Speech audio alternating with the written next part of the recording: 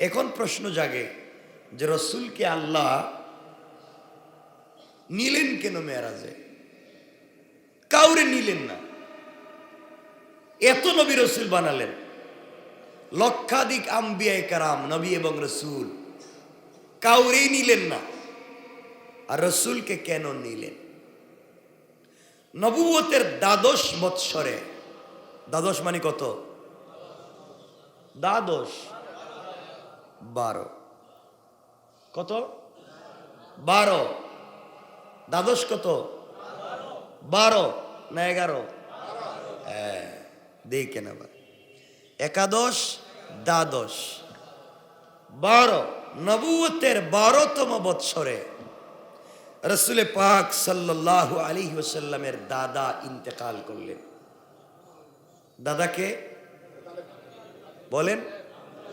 আবু তালেব ইন্তেকাল করলেন। হ্যাঁ, রসুলের কি চাচা না দাদা? আল্লাহ রে আল্লাহ, বুঝতেছি না। আব্দুল মুত্তালিব, আবু তালেব, এই জিনিসটাকে আপনারা ভুলে যান। আরে আলীর বাবার নাম কি? তা আবু তালেব আব্দুল্লাহর কি? সবাই বলেন না ভাই। তাইলে রসুলের কি হয়েছে?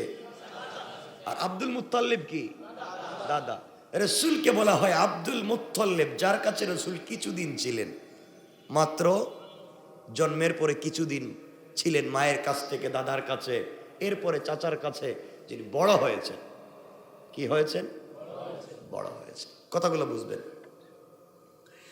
রাসূল সাল্লাল্লাহু আলাইহি ওয়াসাল্লাম নবুয়তের 12তম বৎসর, তাইলে বোঝা গেল নবুয়ত পাওয়ার 12 বছর মাত্র হয়েছে। মানে ইসলামের দাওয়াত শুরু হওয়ার কয় বছর হয়েছে? 12 বছর। এই 12 বছরের ভিতরে রসুলের বাপ নাই, বাপ তো আগেই নাই, বাপ মা আগেই নাই। ছিলেন দাদা, দাদাও নাই, দাদাও নাই। এখন আছেন চাচা। আল্লাহ পাক রব্বুল ইজ্জত ওয়াল জালাল বুঝাতে চান, এই বৎসরে সে নবুয়তের দ্বাদশ বৎসরে রসুল পাক সাল্লাল্লাহু আলাইহি ওয়াসাল্লামের দাদা মারা গেলেন। কে? বলেন না। দাদা আব্দুল মুত্তালিব, চাচা আবু তালেব মারা গেলেন। আগে মারা গেছেন দাদা, অনেক আগে, পরে মারা গেলেন চাচা। নবীজির স্নেহ, ছায়া, ভালোবাসা কেউ আগলে রাখবার নাই। রসুলের শেষ সম্বল ছিলেন স্ত্রী মা খাদিজাতুল কুবরা রাদিয়াল্লাহু তাআলা আনহা। তিনি রসুলকে আগলে রেখেছেন ভালোবাসা দিয়ে। মায়ের কষ্ট, বাবার কষ্ট, দাদা চাচার কষ্ট বুঝতে দেন নাই। তিনি সব কষ্ট ভুলে গেলেন। দাদা চাচা মারা যাওয়ার পরে, চাচা মারা যাওয়ার কয়েকদিন পরে স্ত্রী খাদিজাতুল কুবরা মারা গেলেন। এই মুহূর্তে রসুল পাক ইসলাম একবারে অসহায় হয়ে পড়লেন। তাকে দেখবার মতো, সহযোগিতা করবার মতো আর কেউ রইল না। আল্লাহ পাক এই মুহূর্তে সান্ত্বনা দেওয়ার জন্য তিনি তার কাছে নিয়ে গেলেন। আল্লাহু আকবার বললেন।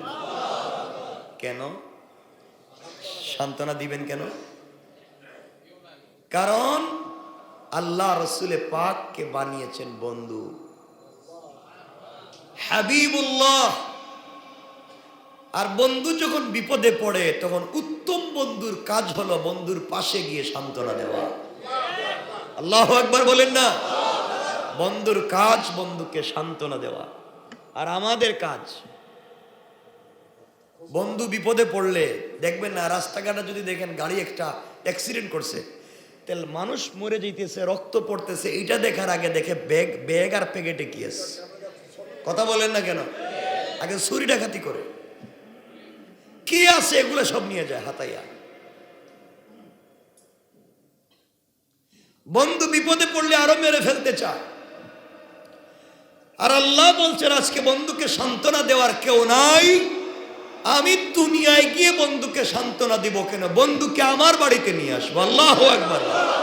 কেউ নাই আমার বাড়িতে থাকবে। আল্লাহ পাক রব্বুল ইজ্জত ওয়াল জালাল রাসূল পাক সাল্লাল্লাহু আলাইহি ওয়াসাল্লামকে সান্ত্বনা দেওয়ার জন্য নিয়ে গেলেন এই হিজরতের ১২ বৎসরে রজব মাসের ২৬শে রজব দিবাগত রাত্রে রাসূল তার ঘনিষ্ঠ আত্মীয় উম্মে হানির ঘরে ঘুমন্ত ছিলেন।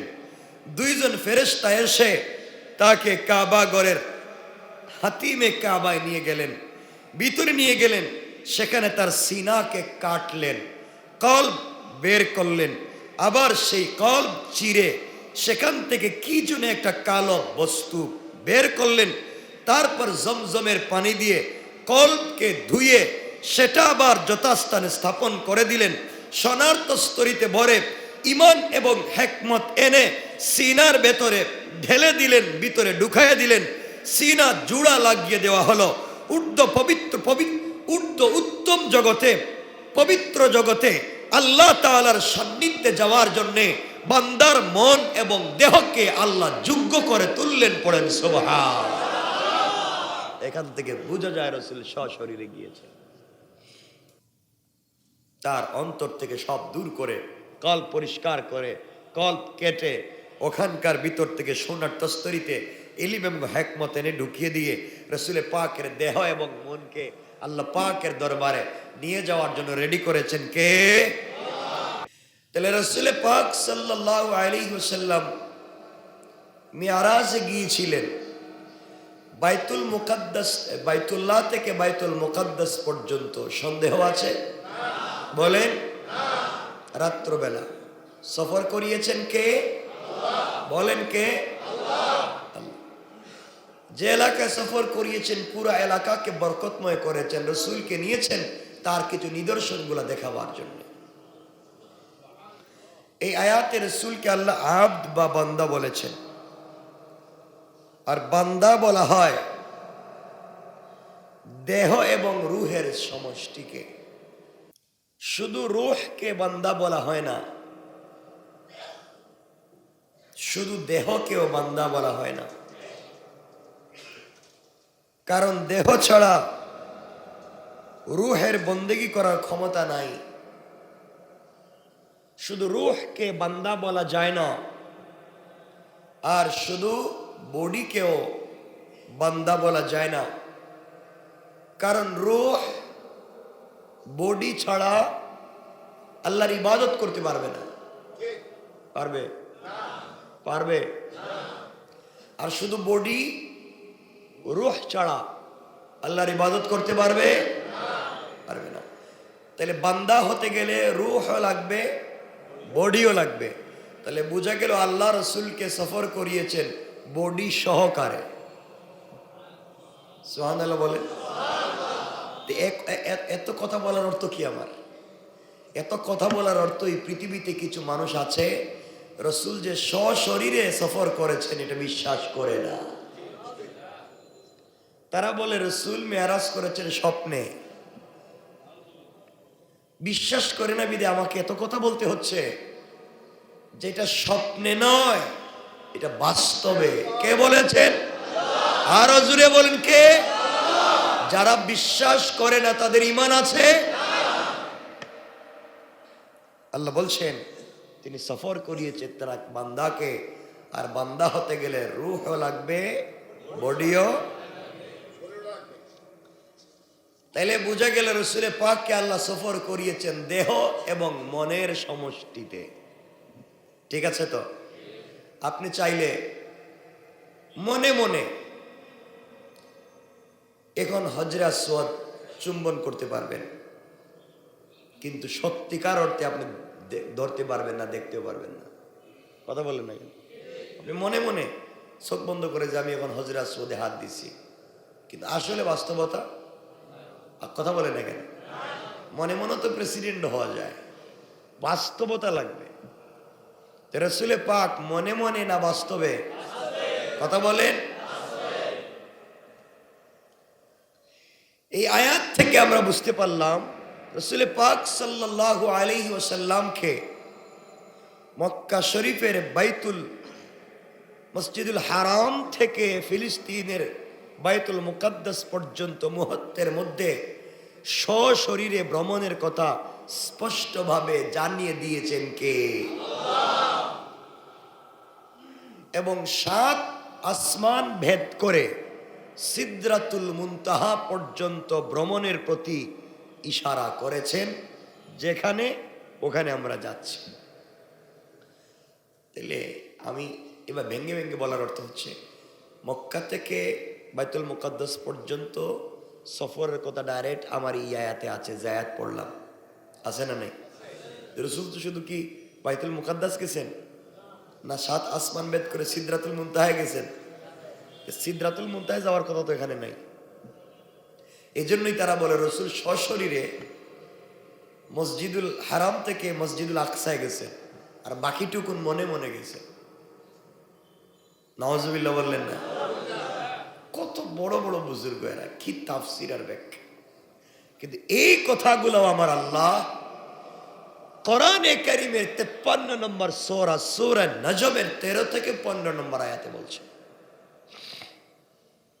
আমার আল্লাহ বললেন, ওয়ালাকাদ রাআহু নাযলাতান উখরা ইনদা সিদরাতিল মুনতাহা ইনদাহা জান্নাতুল মাআওয়া। আল্লাহ রাব্বুল ইজ্জত ওয়াল জালাল বললেন, ওয়ালাকাদ রাআহু নাযলাতান উখরা। আল্লাহ বললেন নিশ্চয় সে মুহাম্মদ সাল্লাল্লাহু আলাইহি ওয়াসাল্লামকে, নিশ্চয় সে মুহাম্মদ সাল্লাল্লাহু আলাইহি ওয়াসাল্লাম তাকে অর্থাৎ জিব্রাইলকে আরেকবার দেখেছিলেন শেষ প্রান্তরের কুল বৃক্ষের কাছে, ইনদাহা অবস্থানকালে, যার কাছে রয়েছে জান্নাতুল মাওয়া। কুন সুবহানাল্লাহ। আল্লাহ বলছেন নিশ্চয় মুহাম্মদ সাল্লাল্লাহু আলাইহি ওয়াসাল্লাম জিবরিল আমিনকে সশরীরে আরেকবার দেখেছিলেন ইনদা সিদরাতিল মুনতাহা, সিদরাতুল মুনতাহায় একবার তিনি অর্থাৎ মুহাম্মদ জিবরিল আমিনকে সরাসরি দেখেছিলেন সিদরাতুল মুনতাহায়। আল্লাহ বলছেন এই মুনতাহায় ইনদাহা জান্নাতুল মাওয়া, যার কাছে রয়েছে জান্নাতুল মাওয়া, জান্নাতুল মাওয়ার পাশে সিদরাতুল মুনতাহায় আল্লাহর রাসূল জিবরাইলকে সশরীরে দেখেছেন। বলেন সুবহানাল্লাহ। তাইলে জিবরাইল সিদরাতুল মুনতাহায় ছিলেন, রাসূল জিবরাইলকে সশরীরে দেখেছেন, এর অর্থ গিয়া না না গিয়া? কথা বলেন, গেলেন না যান নাই? আপনাকে বললেন কেউ যে এখন আমার ভাই একটা বাড়ি কিনছে কানাডায়, তার বাথরুম এতটুকুন, তার রুম এতটুকুন, তার আমি এখানে কাছাকাছি দুজন বসে কথা বলছি, এই যে কথা বললেন, আগে বলছেন তার গড় এমন, তার বাড়ি এমন, কাছাকাছি বসে কথা বলেছি, এ কথা বলতে হলে ওখানে কথা বলেন যাওয়া লাগবে। আল্লাহ বলছেন মুহাম্মদ তাকে সশরীরে দেখেছেন কোথায়? সিদরাতুল মুনতাহায়। আবার বলছেন সিদরাতুল মুনতাহা মানে জান্নাতুল মাওয়ার পাশে, জান্নাতুল মাওয়ার পাশে সিদরাতুল মুনতাহায় রাসূল জিবরাইলকে সরাসরি দেখেছেন, এর অর্থ রাসূল সেখানে গিয়েছেন, সেখানে। এখানে আর কি মিথ্যা না সত্য? কথা বলেন না কেন? আল্লাহ এখানে পরিষ্কার করে দিলেন নবীজি গিয়েছেন। যারা বিশ্বাস করে না নবীজি সিদরাতুল মুনতাহায় গিয়েছেন, বিশ্বাস করে না, তারা প্রকারান্তরে ধাঁধার ভিতরে আছে, ভুলের ভিতরে আছে। 7 আসমানের উপর অর্থাৎ 7 আসমানের পিঠের উপরে একটি বিশাল কুল বৃক্ষ আছে। 7 আসমানের উপরে, তাহলে 7 আসমানের পিঠে একটা কি আছে? কথা বলেন না। কুল বৃক্ষ, বড়ই গাছ। সিদ্রাতুন মানে বড়ই গাছ, কুলের গাছ। কুল বড়ই তো চিনেন, একটা তো ছোট বড়ই, একটা মোটা বড়ই, এটাকে আমরা কুল বড়ই বলি। কুল বৃক্ষ। আল্লাহ বলছেন 7 আসমানের পিঠে একটা গাছ আছে যার নাম বড়ই গাছ, কুল গাছ। আর এই গাছের পাশেই জান্নাতুল মাওয়া। সুবহানাল্লাহ, তো আসতে বললেন। জান্নাতুল মাওয়া, সেখানে অবস্থানকালে তিনি মুহাম্মদ সাল্লাল্লাহু আলাইহি ওয়াসাল্লাম সিদরাতুল মুনতাহার কাছে জিবরাইলকে আরেকবার দেখেছেন সশরীরে। দেখা তখনই সম্ভব হয় যে জিনিস দেখবেন আর যে দেখবেন দুটোটা যদি চোখের সামনে হয়। কথা বলেন না কেন? সুতরাং কোরআন থেকে কত স্পষ্ট হয়ে গেল যে রাসূল পাক 7 আসমান ভেদ করে সিদরাতুল মুনতাহায় গিয়েছেন। সুবহানাল্লাহ বলেন। আর হাদিস শরীফে সেই ভ্রমণের যত তত্ত্ব এবং বিবরণ রয়েছে তাতে কারো ক্ষমতা হয় না যে সশরীরে ভ্রমণকে অস্বীকার করবে। এটাই হচ্ছে আমার কথা না, তাফসীরে বায়ানুল কোরআন আশরাফ আলী তানভীর খুলেন, আয়াতের তাফসীর দেখেন। তাইলে আজকে একথা পরিষ্কার যে নবীজি সশরীরে, বলেন না, সিদরাতুল মুনতাহায় কথা বলেন গিয়েছেন। বিশ্বাস হয়? সন্দেহ আছে? এতটুকু। এরপরে আল্লাহ রাব্বুল ইজ্জতুল জালাল এখানে আরো অনেক কথা বলেছেন। আসমানের গঠন প্রণালী কেমন, কেমনে তিনি গেলেন। আসমানের গঠন প্রণালী বুঝলে বিশ্বাস করবেন যে রাসূল সশরীরে কেমনে গেলেন। আমাদের উপরে যে 7টি আকাশ, স্তরে স্তরে আমাদের মাথার উপরে 7টা আসমান আছে, স্তরে স্তরে সাজানো। প্রথম আসমান সম্পর্কে আল্লাহ পাক বলেছেন, ইন্না যায়্যানাস সামাআদ দুনিয়া বিজিনাতিনিল কাওয়াকিব। আল্লাহ বলছেন, আমি দুনিয়ার আকাশকে নক্ষত্ররাজির সুষমা দ্বারা সুশোভিত করেছি। আল্লাহ বলছেন, আমি দুনিয়ার আকাশকে নক্ষত্ররাজির আশ্চর্যজনক সৌন্দর্যের সম্মিলন স্থলের মাধ্যমে আমি আসমানকে চমৎকার সুন্দর করেছি। অর্থাৎ দুনিয়া থেকে যে আকাশটা দেখা যায় এটা প্রথম আসমান। এটা বলেন না, আকাশটি ফুটবলের মতো গোল। কিসের মতো? ফুটবলের আবরণের মতো চারিদিক থেকে আবদ্ধ এবং পেটের ভিতরে ফাঁকা। ফুটবলের ভিতরে কি কথা বলেন? তাইলে আসমানটা গোল আর ভিতরটুকুন এই ফাঁকা জায়গায় কি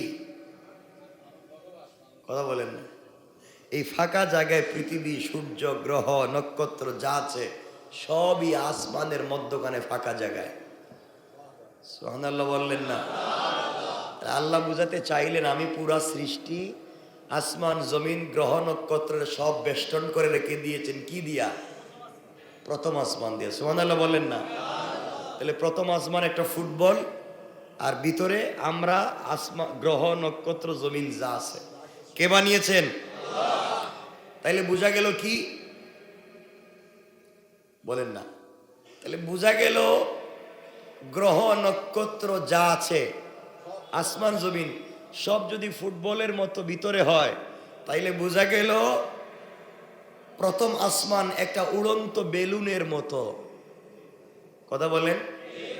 প্রথম আসমান একটা উড়ন্ত বেলুনের মতো আর এর মধ্যখানে বেলুনে থাকে বাতাস, আর এই আসমান নামক ফুটবলের ভিতরে আছে জমিন, গ্রহ, নক্ষত্র সব। সুবহানাল্লাহ বলেন।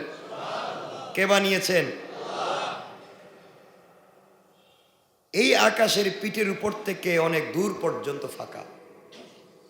একটা বল রাখলেন এখানে, এর উপরের জায়গাগুলো ফাঁকা, এর উপরের জায়গাগুলো ফাঁকা। ফাঁকা জায়গার পরে দ্বিতীয় আসমান শুরু। দ্বিতীয় আকাশটিও ফুটবলের মতো গোল। সুবহানাল্লাহ নাই? গোল হয়ে কি করছে সে?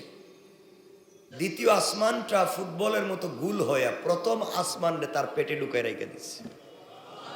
সুবহানাল্লাহ বললেন না? তাহলে প্রথম আসমানটা কার পেটে? তাহলে দ্বিতীয় আসমানটা প্রথম আসমানের চাইতে আরেকটু বড়। সুবহানাল্লাহ বললেন না? আল্লাহু আকবার। আল্লাহর কি আশ্চর্যজনক খাতুনি। অর্থাৎ দ্বিতীয় আকাশের পেটের শূন্যতার ভিতরে প্রথম আকাশ, তৃতীয় আকাশ ও দ্বিতীয় আকাশের পেটের শূন্যতার মধ্যে চারিদিক থেকে একটি ফুটবলের মতো ঘিরে রেখেছে। এইভাবে একটা আকাশ আরেকটার পেটের ভিতরে, একটা আরেকটার পেটের ভিতরে। আল্লাহ বুঝাতে চান সব আমার হাতে। আল্লাহু আকবার বলেন। সব আমার কাছে, হাতে ফুটবলের মতো রেখে দিয়েছে। আল্লাহু আকবার। এভাবে সাতটি আকাশকে আল্লাহ পাক বলছেন আমি সুন্দর করে সাজিয়েছি। পড়েন না সুবহানাল্লাহ। এখন একটা আকাশ থেকে আরেকটা আকাশের দূরত্ব কতটুকুন, কতখানি প্রত্যেকটা আকাশ থেকে পুরো আল্লাহ তাআলা ছাড়া কেউ জানে না। সপ্তম আকাশের পিঠের উপর কি কি রয়েছে তার বর্ণনা পাওয়া যায়। মানে শেষ ফুটবলটা এখানে রেখে দিলেন, তার পিঠ আসবে না, উপর হবে না। আল্লাহ বলছেন এই সাত আসমানের উপরের পিঠের অংশে কি আছে সব বর্ণনা তিনি দিয়েছেন। সুবহানাল্লাহ বলেন। এই সাত আসমানের ভালো করে বুঝবেন। তাহলে 7 নাম্বার আসমানটা কি? ফুটবলের মতো বলেন না? আর তার পেটে বাকি 6 আসমানও, জমিনও, গ্রহ, সূর্য, নক্ষত্র যা দেখা যায় সব।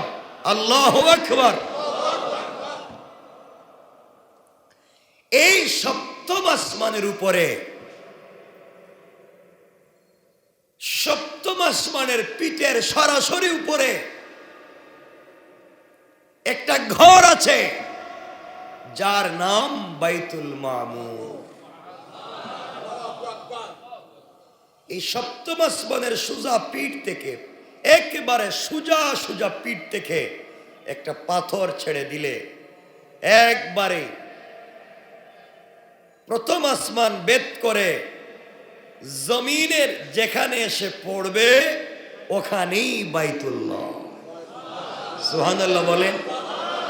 বুঝে গেল বাইতুল মামুরের সোজা নিচে বাইতুল্লাহ। আল্লাহু আকবার বললেন না? আল্লাহর কি চমৎকার তৈরি আর গাতুরি। কেমনে সেই কোরআনকে অস্বীকার করি, কেমনে সেই কোরআনকে আমরা পড়তে পারি না। আল্লাহ বলছেন এই দুনিয়ার কাবা ঘরের সোজাসুজি একটা ঘর যার নাম বাইতুল মামুর। এটা হচ্ছে ফেরেশতাদের ইবাদতের ঘর। আর আরেকটি আছে বিশাল আকৃতির কুল বৃক্ষ ওই পিঠের কাছে। সেটা যে কত বিশাল, এই কুল গাছ, বড়ই গাছটা যে কত বড়, এটা আল্লাহ ছাড়া আর কেউ বলেন না। এই গাছটারই বলা হয় সিদরাতুল মুনতাহা, অর্থাৎ সৃষ্টির শেষ প্রান্তরের বড়ই গাছ। সুবহানাল্লাহ বলেন। একটা ফুটবল এখানে রাখেন, ফুটবলের পিঠ আর কত বড় হয়?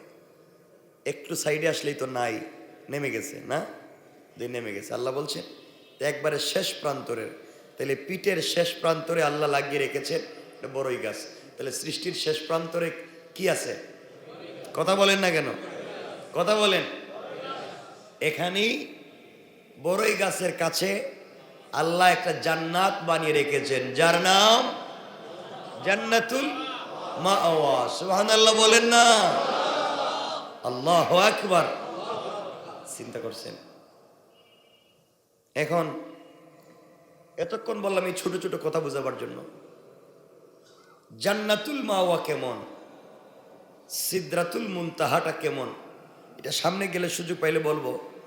সিদরাতুল মানে বড়ই গাছ, এক একটা বড়ই 10 মণ থেকে 70 মণ। খাইতে পারবেন নি?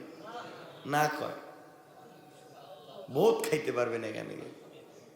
এক একটা বড়ই 10 মণ থেকে 70 মণ ওজনের। একটা বড়ই যদি 70 মণ ওজনের, এটা কত বড় হইতে পারে চিন্তা করেন। আল্লাহু আকবার বললেন না? তাও আল্লাহ গাছের পাতায় লটকায়া রেখে দিয়েছেন। সুবহান।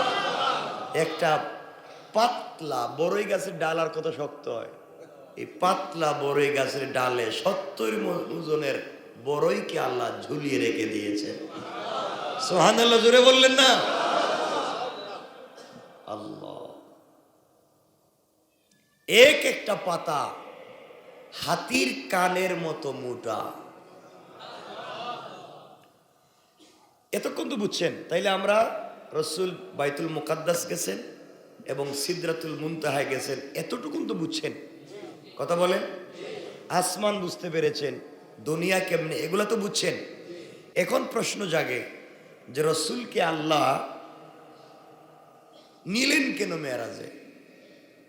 কাউরে নিলেন না, এত নবী রসুল বানালেন, লক্ষাধিক আম্বিয়ায়ে কেরাম নবী এবং রসুল, কাউরেই নিলেন না। আর রসুলকে কেন নিলেন? নবুয়তের 12 বৎসরে, 12 মানে কত? 12 কত? 12। 12 কত? 12 না 11? দেখেন আবার, একাদশ দ্বাদশ 12। নবুয়তের 12তম বৎসরে রসুল পাক সাল্লাল্লাহু আলাইহি ওয়াসাল্লামের দাদা ইন্তেকাল করলেন। দাদাকে বলেন? আবু তালেব ইন্তেকাল করলেন। হ্যাঁ, রসুলের কি চাচা না দাদা? আল্লাহ রে আল্লাহ, বুঝতেছি না। আব্দুল মুত্তালিব আবু তালেব, এই জিনিসটা কি আপনারা ভুলে যান? আরে আলীর বাবার নাম কি? তা আবু তালেব আব্দুল্লাহর কি? সবাই বলেন না ভাই। তাইলে রসুলের কি হয়েছে? আর আব্দুল মুত্তালিব কি? দাদা। রসুলকে বলা হয় আব্দুল মুত্তালিব, যার কাছে রসুল কিছুদিন ছিলেন, মাত্র জন্মের পরে কিছুদিন ছিলেন মায়ের কাছ থেকে দাদার কাছে, এরপরে চাচার কাছে, যিনি বড় হয়েছেন। কি হয়েছেন? বড় হয়েছে। কথাগুলো বুঝবেন। রাসূল সাল্লাল্লাহু আলাইহি ওয়াসাল্লাম নবুয়তের 12তম বৎসর, তাইলে বোঝা গেল নবুয়ত পাওয়ার 12 বছর মাত্র হয়েছে। মানে ইসলামের দাওয়াত শুরু হওয়ার কয় বছর হয়েছে? 12 বছর। এই 12 বছরের ভিতরে রসুলের বাপ নাই। বাপ তো আগেই নাই। বাপ মা আগেই নাই। ছিলেন দাদা, দাদাও নাই, দাদাও নাই। এখন আছেন চাচা। আল্লাহ পাক রব্বুল ইজ্জত ওয়াল জালাল বুঝাতে চান,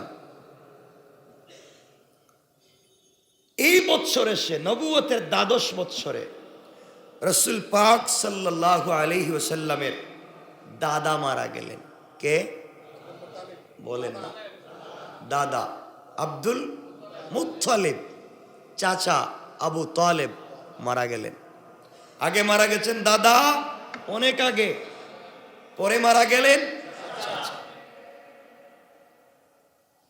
নবীজির স্নেহ ছায়া ভালোবাসা কেউ আগলে রাখবার নাই। রসুলের শেষ সম্বল ছিলেন স্ত্রী মা খাদিজাতুল কুবরা রাদিয়াল্লাহু তাআলা আনহা।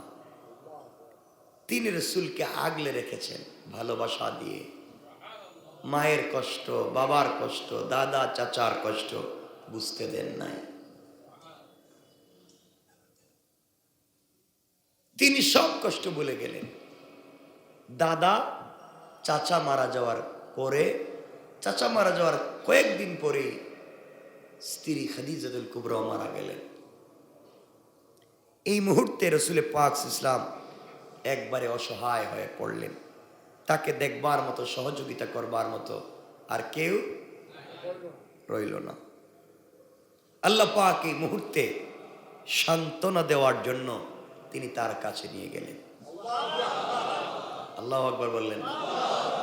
কেন সান্ত্বনা দিবেন? কেন? কারণ আল্লাহ রসুলে পাককে বানিয়েছেন বন্ধু, হাবিবুল্লাহ। আর বন্ধু যখন বিপদে পড়ে তখন উত্তম বন্ধুর কাজ হলো বন্ধুর পাশে গিয়ে সান্ত্বনা দেওয়া। আল্লাহু আকবার বলেন না।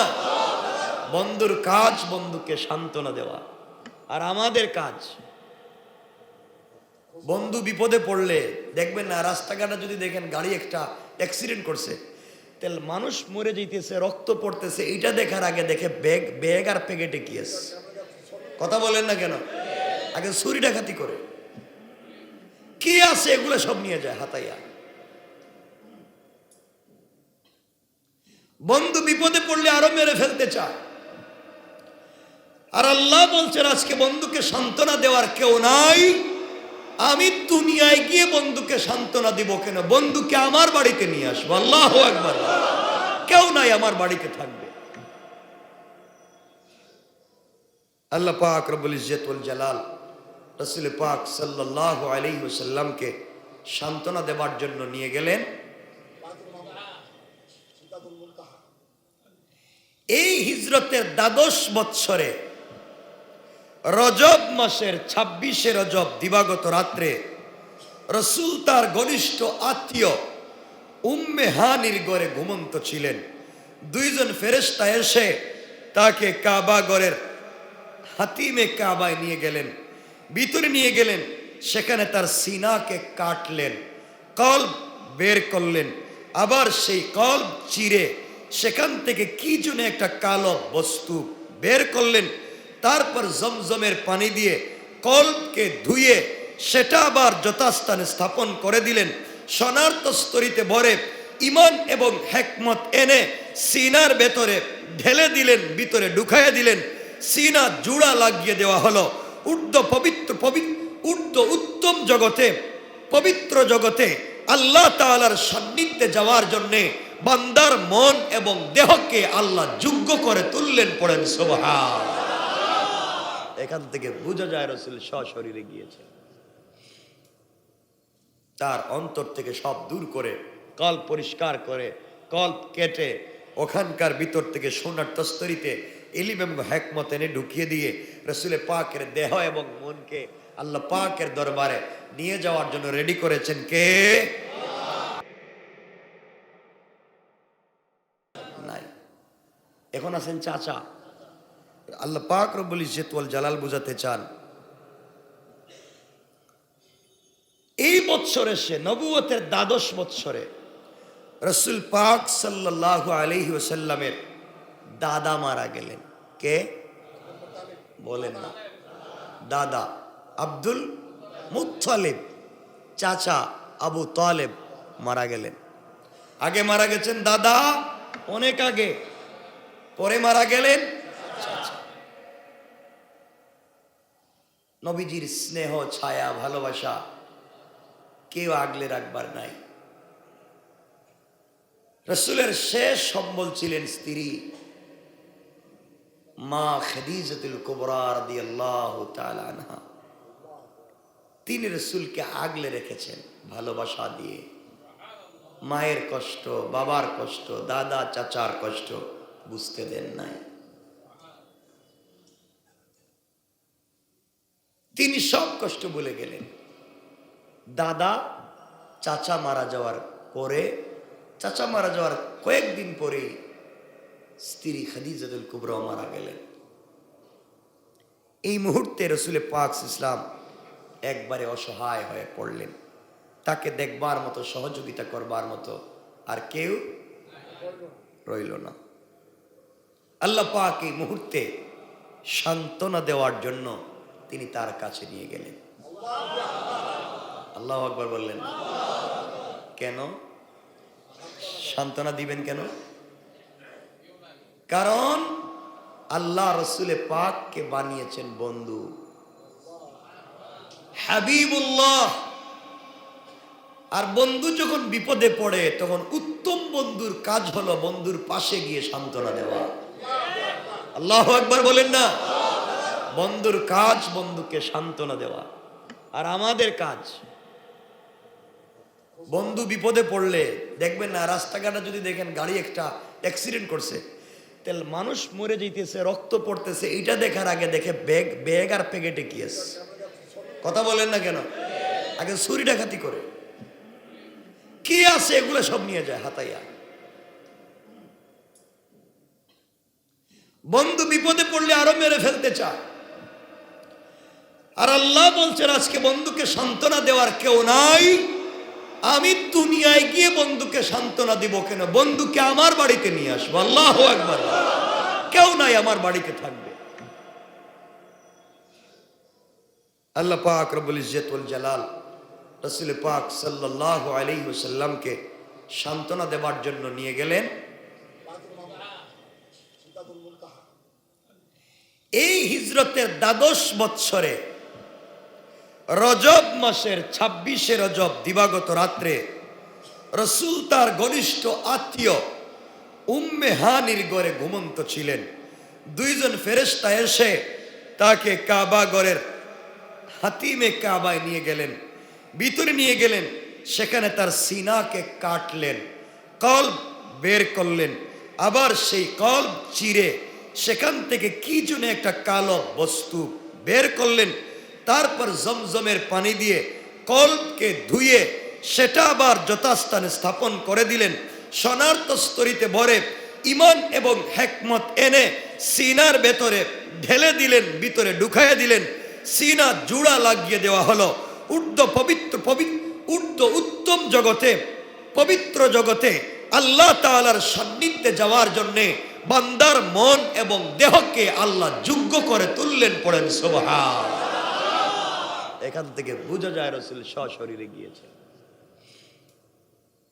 তার অন্তর থেকে সব দূর করে, কল্প পরিষ্কার করে, কল্প কেটে ওখানকার ভিতর থেকে সোনার তস্তরিতে ইলম এবং হিকমত এনে ঢুকিয়ে দিয়ে রাসূল পাকের দেহ এবং মনকে আল্লাহ পাকের দরবারে নিয়ে যাওয়ার জন্য রেডি করেছেন কে?